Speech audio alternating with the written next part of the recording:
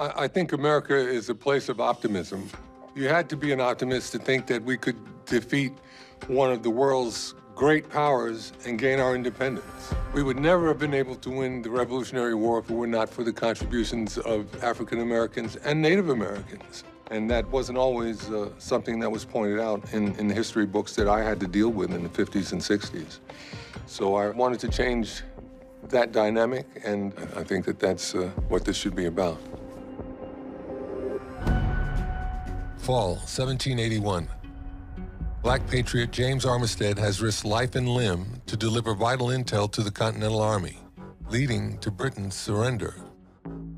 James Armistead is really celebrated by Lafayette and Washington because he provides critical information that leads to the victory at the Battle of Yorktown.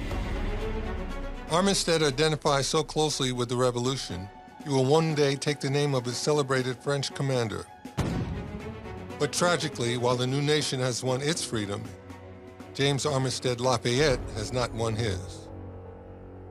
He applies for his freedom. He believes that the service that he's provided to the American army has been crucial and that because of that, he deserves to be a free man. But he is told that because he was a spy and not a soldier, that his freedom is not something that is deserved.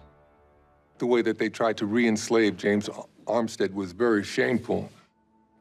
What he contributed to the efforts of the Continental Army cannot be minimized. In the newly formed United States of America, slavery is still legal and a way of life, especially in the South, where many black soldiers are denied their freedom, just like James Armistead. But in the North, the seeds of abolition are already sprouting, thanks to the courage of an enslaved woman named Mum Bet, who fights her war of independence in a Massachusetts courtroom. She takes this idea of natural equality that's embedded in the state constitution of Massachusetts and says that this applies to me. And if all men are actually born free and equal, then I cannot be enslaved. And the court in Massachusetts agrees. In victory, Mum Bet changes her name to something new and entirely fitting: Elizabeth Freeman.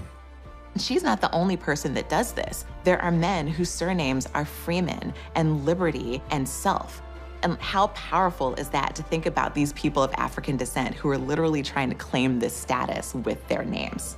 Her court case, her ability to win her freedom, would prompt all kinds of legislation for the future. It became the legal bedrock of abolition. In my eyes, if it's possible for the entire African-American experience during the Revolutionary War to be summed up in one quote, it's something Elizabeth Freeman once said. Anytime while I was a slave. If 1 minute of freedom had been offered to me, and I had been told I must die at the end of that minute, I would have taken it, just to stand 1 minute on God's earth, a free woman. I would. I would. I would. Amazing. Honestly, I'm kind of speechless. She really meant it.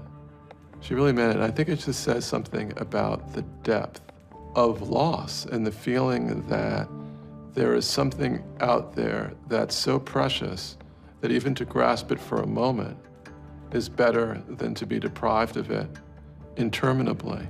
Elizabeth Freeman's own words remind us what was at the center of the American Revolution and of life for Black men and women living in the 18th century, that freedom was always on everyone's mind. What Blacks have contributed to make America a great nation are very significant, and I hope that we can get to the point where everybody's contributions will matter. Thomas Jefferson's contributions will matter, and Crispus Attucks' contribution will matter. And that's how it should be, because this is one nation. And I hope that we can continue to build it.